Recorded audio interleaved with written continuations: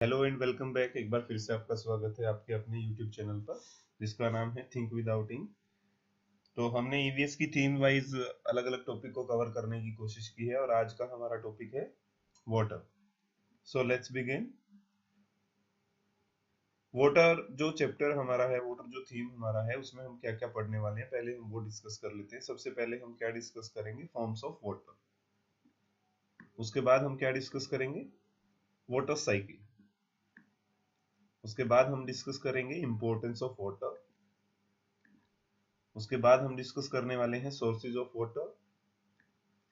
उसके बाद हम डिस्कस करेंगे वाटर पॉल्यूशन और लास्टली हम डिस्कस करेंगे वाटर कंजर्वेशन। या फिर आप ये कह सकते हैं कि ये जो टॉपिक है वाटर, इसके अंदर हमें ये 6 सब टॉपिक पढ़ने पड़ेंगे। Forms of water, water cycle, importance of water, sources of water, water pollution and water conservation. अगर इसको हम एक्सपेंड करना चाहें तो और भी बहुत सारे टॉपिक हम इसके अंदर कवर कर सकते हैं, बट आप लोगों के लिए इतना इनफ है, तो इसलिए मैं सिर्फ इतने ही टॉपिक इसके अंदर कवर करने वाला हूं, सब टॉपिक्स। चलिए तो शुरू करते हैं। सबसे पहले जान लेते हैं कि वाटर एक्चुअली में है क्या। What actually water is. Water है क्या? वाटर, सबसे पहले इसके बारे में एक की पॉइंट बताऊंगा, ये कलरलेस है। दूसरा, टेस्टलेस है। अब कलरलेस में बहुत सारे बच्चे ये बोलना चाहेंगे या बहुत सारे पेरेंट्स को ये डाउट हो रहा होगा, सर पानी का कलर तो नीला होता है। जहां भी पानी बच्चे ह्यूज क्वांटिटी में होता है, जहां बहुत बड़े अमाउंट में, बहुत बड़ी जगह पे पानी इकट्ठा होता है, तो वहां पे आपको ब्लू कलर का दिखाई देता है। अगर आप थोड़े से आप जैसे छोटे बर्तन वगैरह में अगर साफ पानी इकट्ठा करेंगे तो आपको पता चलेगा कि उसका कोई कलर ही नहीं दिख रहा है। और वो ब्लू कलर क्यों दिखाई दे रहा है आपको? चीजों का जो भी कलर दिखाई देता है वो स्कैटरिंग ऑफ लाइट की वजह से होता है। अब सर ये स्कैटरिंग ऑफ लाइट क्या आ गया? वो एक बड़ा टॉपिक है, थोड़ा डिटेल टॉपिक है, वो आप जब बड़े हो जाएंगे तो आपको समझ में आएगा। जो भी चीज, कोई भी चीज हमें किसी भी कलर की जब दिखाई देती है, वो ऐसी दिखाई देती है सनलाइट की वजह से। सनलाइट मेनली आपको पता है 7 कलर्स की बनी हुई है, और वो 7 कलर्स स्कैटर जब होते हैं तब कोई भी चीज हमें उस कलर की दिखाई देती है। ठीक है, तो उसके मैं अब अपने टॉपिक से नहीं भटकूंगा और आपको उसके बारे में नहीं बताऊंगा, तो हम इसके बारे में डिस्कस कर लेते हैं। ये कैसा है? ये कलरलेस है, टेस्टलेस है। पानी का खुद का कोई टेस्ट नहीं होता, उसमें कुछ मिला दिया जाए तो वो उसके टेस्ट आने लगेगा आपको, बट उसका खुद का लिटरली कोई टेस्ट आपका नहीं होता है। और क्या बात है? और ये ओडोरलेस भी होता है। ओडोरलेस क्या होता है? मतलब इसकी कोई स्मेल नहीं होती है। तो सबसे पहले कलरलेस, टेस्टलेस और ओडरलेस एक जो लिक्विड होता है उसका नाम होता है वाटर। इसका जो केमिकल फॉर्मूला है वो H2O होता है। उसको अगर आपको याद रख रहता है तो बढ़िया है, नहीं रहता है तो भी कोई बड़ी बात नहीं, जब आप बड़ी क्लासेस में जाएंगे तो आपको वो याद हो जाएगा। अब हम इसकी बात कर लेते हैं, इसकी फॉर्म्स ऑफ वाटर। वाटर की फॉर्म्स कौन कौन सी होती हैं? सबसे पहले लिक्विड, जो कि हम जनरली देखते हैं, हम पानी पीते हैं, दैट इज वाटर। वो लिक्विड जो है हम जो पी रहे हैं दैट इज वाटर। और भी बहुत सारे काम वो आता है, जैसे होली आने वाली है, होली कल है, तो होली के लिए भी आप वाटर का यूज करते हैं, वो लिक्विड फॉर्म में यूज करते हैं। ठीक है, और आपको लिक्विड फॉर्म साथ में दिखाई भी दे रही है यहाँ पे, जैसे हम जो ड्रिंकिंग वाटर है हमारा वो लिक्विड फॉर्म में होता है। And another form is solid. अब इसकी दूसरी फॉर्म है जो वो सॉलिड भी होती है, इसको भी आप लोग यूज करते हैं। आइस, आइस क्यूब्स आपने यूज किए होंगे। आइस को आप यूज करते हो गर्मी के दिनों में, जब आपको पानी ठंडा करके पीना है, या कोई आप कोई भी ड्रिंक आप बनाते हैं, जैसे आम पन्ना महाराष्ट्र का फेमस ड्रिंक है, या फिर कोई और आप मैंगो शेक बनाते हैं, बनाना शेक बनाते हैं, या कोई भी आप शेक बनाते हैं, तो उसमें भी आप लिक्विड, सॉरी माफ कीजिएगा, सॉलिड फॉर्म में आप जो है आइस क्यूब्स वो डाल लेते हैं, तो वो वाटर की एक सॉलिड फॉर्म है। और इसकी तीसरी फॉर्म है गैस। अब वैसे अगर आप बड़ी क्लासेस में जाओगे, पानी की फोर्थ फॉर्म भी होती है, बट उसको पढ़ने के लिए, समझने के लिए बहुत डीप नॉलेज चाहिए, तो उसके बारे में मैं नहीं बताऊंगा। अभी आपके लिए 3 ही फॉर्म होती है, तीसरी फॉर्म है गैस। अब ये भी आपने देखी होगी, कैसा? गैस तो सर हमारी वो होती है जिससे हम किचन में कुकिंग करते हैं, नहीं। जो वेपर फॉर्म होती है पानी की, उसको भी हम गैसियस फॉर्म बोलते हैं। जैसे आपने देखा होगा, चाय जब उबल रही है या पानी जब बॉयल होता है, तो उसके ऊपर आपको ये आपकी पिक्चर में जैसे दिखाई दे रहा है, ऐसा धुआं धुआं सा दिखाई देता है, that is the liquid, sorry, gaseous form of the water.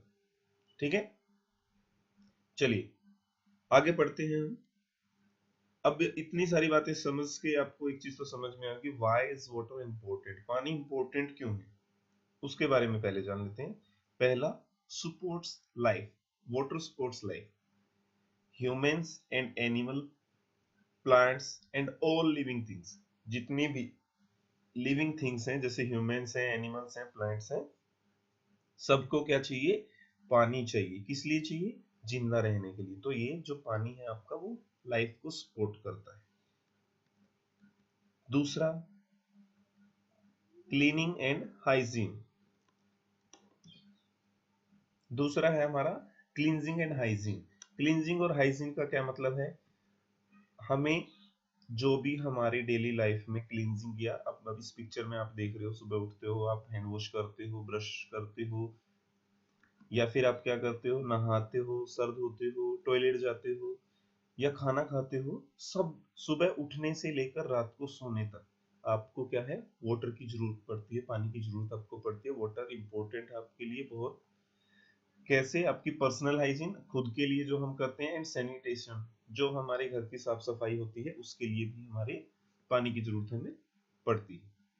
Third important चीज, एग्रीकल्चर। जितनी भी चीजें हम खाते हैं, जैसे अनाज है हमारे, वीट्स है, हमारे नट्स हैं, जो भी हम चीज खा, जो भी हमारे ईटेबल होते हैं, वो सब कहाँ से आते हैं, फार्मर्स उसको ग्रो करते हैं, और वो फार्मर क्या करते हैं, एग्रीकल्चर करते हैं। और एग्रीकल्चर के लिए क्या जरूरी है, देखो ये आपको पिक्चर में दिखाई दे रहा है, किसान जो है पौधों को पानी दे रहा है। तो farmer use water to irrigate plants. Irrigation के लिए सबसे ज्यादा इंपॉर्टेंट इरिगेशन जो होता है, that is the process of watering the plant. जब बड़े लेवल पे हम जो है, ये वर्ड जो है इरिगेट, इसका मतलब है जब बड़े लेवल पे हम पौधों को पानी देते हैं, तो वो हमारा इरिगेशन कहलाता है ना। तो इरिगेशन के लिए भी वाटर जरूरी है, नहीं तो कुछ भी खाने के लिए हमारे बचेगा ही नहीं। चौथा, and the fourth is industry and energy production. जितनी भी इंडस्ट्रीज होती हैं, खास करके जो मेटल इंडस्ट्रीज हैं, जैसे स्टील इंडस्ट्री है या फिर कोल इंडस्ट्री है, उन सब में क्या है, वाटर की बहुत ज्यादा जरूरत पड़ती है। और एनर्जी प्रोडक्शन, एनर्जी प्रोडक्शन मतलब बिजली बनाने के लिए आपका क्या है, अब पिक्चर में देखिए बहुत सारी आपको दिख रही है। जैसे ये डैम है, डैम में भी क्या किया जाता है आपका, जैसे जो छोटे डैम्स हैं वो सिर्फ इरिगेशन के लिए यूज होते हैं, और जो बड़े डैम होते हैं जहाँ पे वाटर फ्लो ज्यादा होता है, तो पानी से जो होती है टरबाइंस घुमाई जाती है। अब टरबाइन क्या है सर, टरबाइन मतलब जो मोटर होती है ना, आपने देखी होंगी, छोटी छोटी मोटर देखी होंगी आपने, घरों में होती है। ऐसे बहुत बड़े बड़े जनरेटर की मोटर होती है, और उसको पानी से घुमाया जाता है। पानी ऊपर से गिरता है तो उसका प्रेशर होता है, उस प्रेशर से उस टरबाइन को घुमा दिया जाता है, और वहां से क्या होता है, इलेक्ट्रिसिटी जनरेट होती है। और जैसे पेपर फैक्ट्री है, स्टील फैक्ट्री है, या केमिकल फैक्ट्री है, वहां पे उनकी जो प्रोसेसिंग होती है, उनको बनाने के लिए जो भी चीज यूज होती है, उसमें सबसे इंपॉर्टेंट रोल पानी का होता है। पानी से उसको प्रोसेस किया जाता है। और बहुत सारी फैक्ट्रीज में, जैसे स्टील फैक्ट्री है, अब बोलो सर स्टील फैक्ट्री में पानी का क्या काम। अब जो स्टील होता है वो बहुत गर्म होता है, जब उसको बनाया जाता है तो उसको ठंडा करने के लिए पानी वहाँ पे यूज होता है। और भी बहुत सारे जो स्पेयर पार्ट्स, कोई भी इंडस्ट्री समझ लीजिए, मेरे ख्याल से कोई भी इंडस्ट्री ऐसी नहीं होती है जिसमें कि आपको पानी की जरूरत ना पड़े। ठीक है, एंड द लास्ट वन, इसके बारे में थोड़ा सा आपको कम रहेगा, अब आइडिया आप देख लीजिए कुछ। ये वाटर साइकिल का एक पिक्चर आपको दिखाई दे रहा है। वाटर साइकिल का मतलब क्या है, regulation of climate and weather. हमारा जो क्लाइमेट है, अब देखिए जहां पे भी आप रह रहे हैं, वहां का एक मौसम जो होता है, उस मौसम को बनाए रखने के लिए भी पानी जरूरी है। अब ऐसा कैसे सर, देखो थोड़ा सा हल्के में मैं इसको पढ़ाऊंगा, क्योंकि वाटर साइकिल में आपको डीपली पढ़ाने वाला हूँ बाद में। जैसे पानी है, वो क्या होगा, भाप बन के जाएगा, बादल बनेंगी, बादल बनने के बाद फिर से बारिश होगी, बारिश के बाद वो पानी नदी में आएगा, नदी से वो पानी होते हुए फिर वापस से ओशन में चला जाएगा। और ये एक पूरा प्रोसेस चलता रहता है। और ये जो प्रोसेस है, हमारा जो वेदर है, जो हमारा क्लाइमेट है, उसके लिए बहुत इंपॉर्टेंट है, उसको मेंटेन रखने के लिए बहुत इंपॉर्टेंट है। ठीक है, चलिए। And one thing, did you know that, क्या आपको पता है, क्या, ऐसा क्या बता रहे हो sir, there is the same amount of water in the world now as there was hundreds of millions of years ago. आज भी हमारे अर्थ पे पानी की जो क्वांटिटी है, वो उतनी ही है, पानी की जो अमाउंट है वो इतनी ही है, जो कि हजारों साल पहले होगी, लाखों साल पहले होगी, है ना, करोड़ों साल पहले होगी। अब सर नहीं, ऐसा बताते हैं न्यूज में, वैसा बताते हैं कि पानी कम हो रहा है। पानी की फॉर्म्स चेंज हो रही है, जो ड्रिंकिंग वाटर है वो हमारा कम हो रहा है, और जो सॉल्टी वाटर है ओशियंस वगैरह में है, या जो हमारे आइस क्यूब्स हैं, वो बढ़ते जा रहे हैं, है ना। पानी की जो क्वांटिटी है टोटल ओवरऑल जितना, अगर हम उसको मेजर करें कि मान लीजिए 100 लीटर था, तो वो 100 लीटर ही है। वो अलग अलग फॉर्म्स जो है उसकी फॉर्म चेंज हो रही है, बस इतना ही। लेकिन लाखों सालों से जो ये वाटर साइकिल है उसकी वजह से वो सारी की सारी क्या है, सेम है।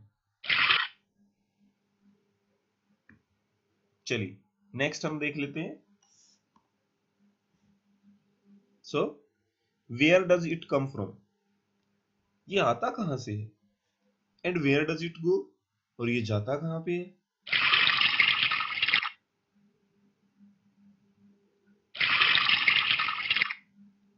So let's check. इवेपोरेशन, जो वाटर साइकिल का सबसे पहला प्रोसेस है वो है इवेपोरेशन। पहले टर्म को समझ लेते हैं, फिर हम देखेंगे कि क्या होता है। Water in the sea, lakes, rivers, streams, ponds and puddles is heated by the sun. अब देखिए बड़े बड़े, जब अभी गर्मी का मौसम चल पड़ा है तो आप देखेंगे बड़े बड़े जो तालाब हैं, बड़े बड़े जो ओशियंस हैं, सी है, लेक है, रिवर्स हैं, या कहीं पे भी पॉन्ड्स हैं, या कोई छोटे मोटे गड्ढे हैं, या पानी को अगर आप एक तसले में डाल के या किसी बर्तन में डाल के आप बाहर रख देते हैं, उसमें भी आप इस चीज को ऑब्जर्व कर सकते हैं। क्या होता है, पानी जो होता है वो सनलाइट की वजह से क्या होता है, गर्म होता है। देखो सन जो आ गया वो पानी को क्या करेगा, हीट अप करेगा, और हीट अप करने से क्या होता है, चलिए देख लेते हैं। The heated water evaporates. पानी को आपने जब गैस पे कभी गर्म किया होगा तो देखा होगा वो पानी धीरे धीरे कम होता रहता है, और उस पानी की जो भाप होती है, इवेपोरेशन जो होता है, उसके अंदर जो वेपर्स बनते हैं वो सारे उड़ के चले जाते हैं कहीं हवा में, है ना। देखिएगा आप पानी को जब, ये एक्सपेरिमेंट अगर मम्मी पापा के साथ करेंगे तो ही बेटर है, वरना मत करना। पानी कभी है ना गैस पे रखिए थोड़ा सा पानी किसी भी बर्तन में गर्म करने के लिए, देखना थोड़ी देर बाद वो खत्म हो जाएगा पानी धीरे धीरे, कहाँ चला गया, वेपर्स बन जाते हैं उसके। So the heated water evaporates to become water vapour, उसके वाटर वेपर बन जाते हैं। जो पानी की दूसरी फॉर्म बनी थी वो गैस, मैंने आपको बताया था ना, वो जो गैसियस फॉर्म है उसको बोलते हैं वेपर। दिस इज लाइट, वो हल्का होता है। पानी जो होता है वो उसका वेट होता है काफी ज्यादा, बट जो वेपर्स है वो बहुत हल्के होते हैं। And floats up into the air, और वो हवा में उड़ना शुरू हो जाता है, तैरने लगता है। Like the steam from a hot cup of T. देखा होगा मम्मी पापा जब चाय पीते हैं, आपको मैं एडवाइस करूंगा आप लोग कभी चाय मत पीजिए, क्योंकि चाय सेहत के लिए हानिकारक होती है ना। तो उनकी चाय में से देखा होगा आपने, भाप उड़ती रहती है, ऐसे कुछ तो हिलता रहता है, वेवी वेवी टाइप का। तो वो जो ऊपर देखिए, जैसे इसमें दिख रही है ये वेव्स आपको, तो जो वो वेव्स जैसी दिख रही हैं वो आपके क्या होते हैं, वेपर्स होती हैं। उसके बाद क्या होता है, जो वो वेपर्स बन के हवा में उड़ गए उनका क्या होगा, कंडेंसेशन। अब ये टर्म्स आपको बड़ी बड़ी लग रही होंगी तो ज्यादा नहीं याद होती है तो कोई बात नहीं, लेकिन आप ओरली उसको बोलने में एबल रहिए, और उसकी स्पेलिंग अगर लर्न होती है तो that is the better thing, वो तो बेस्ट है बिल्कुल ही। As the water vapour rises into the air it gradually cools.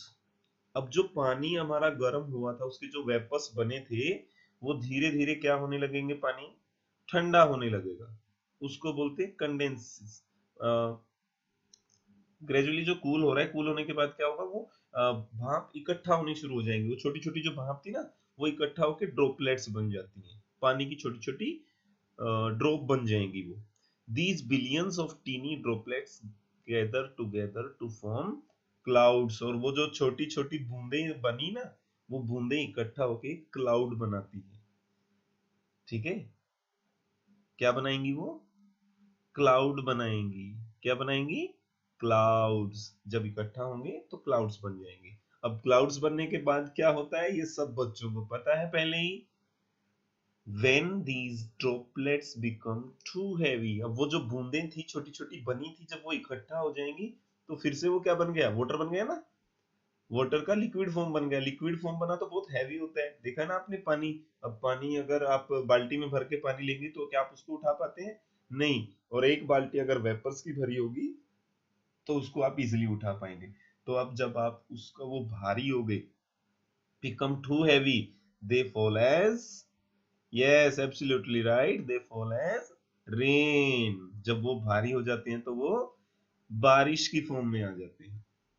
ठीक है, बैक टू द सी। अब जब बारिश हुई तो उसके बाद क्या होगा, ये भी ज्यादातर बच्चों को पता ही है आप में से ऑलरेडी, फिर भी मैं डिस्कस कर लेता हूं छोटा सा।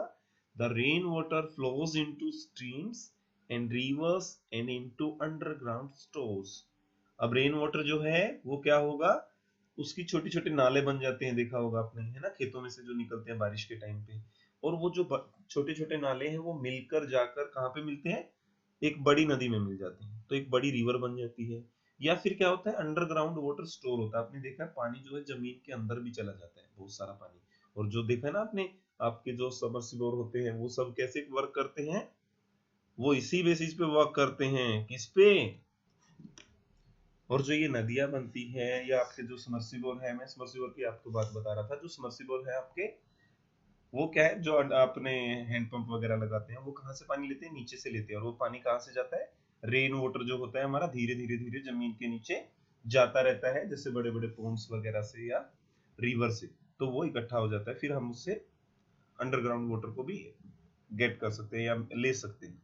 ठीक है, eventually the rivers reach the sea and the cycle starts all over again. और जहां से शुरू हुआ था, कहां से, सी से शुरू हुआ था, क्या शुरू हुआ था, इवेपोरेशन, तो वापस से जो पानी है वहीं पे चला गया सी में, रिवर के रास्ते होके, तो पानी फिर से वापस। तो हमारा जो ये प्रोसेस था, देखो सबसे पहले क्या हुआ, पानी क्या हुआ, इवेपोरेट हुआ, इवेपोरेशन मतलब पानी भाप बनकर ऊपर उड़ गया, और ऊपर उड़ गया तो ड्रॉपलेट्स बने, ड्रॉपलेट्स साथ में क्या हो गए, इकट्ठा हो गए, इकट्ठा हुए तो कंडेंसेशन हुआ। कंडेंसेशन मतलब पानी की ड्रॉपलेट्स जो थी वो इकट्ठी होगी, वेपर्स जो थे इकट्ठे हो गए और वो ड्रॉपलेट्स बन गई। कंडेंसेशन के बाद क्या होगा, हाँ बिल्कुल सही, रेन। उसके बाद रेन हुई, रेन से क्या हुआ, रेन होने के बाद जो पानी था वो छोटे छोटे नाले जो थे, स्ट्रीम्स जो थी, उसके थ्रू हमारी मेन रिवर बन गई। रिवर्स, रिवर्स जो होती हैं वो फिर पानी को कहाँ ले जाती हैं, फिर से सी के अंदर। ठीक है, तो इसलिए हमारा जो ये वाटर साइकिल था वो पूरा हो गया। Thank you for watching this video, और मुझे लगता है आपको ये वीडियो समझ में आया होगा और पसंद भी बहुत आया होगा। और अगर आपको ये पसंद आया है और समझ आया है तो आप इस वीडियो को अपने जरूरत वाले दोस्तों के साथ भी शेयर कीजिए। Thank you.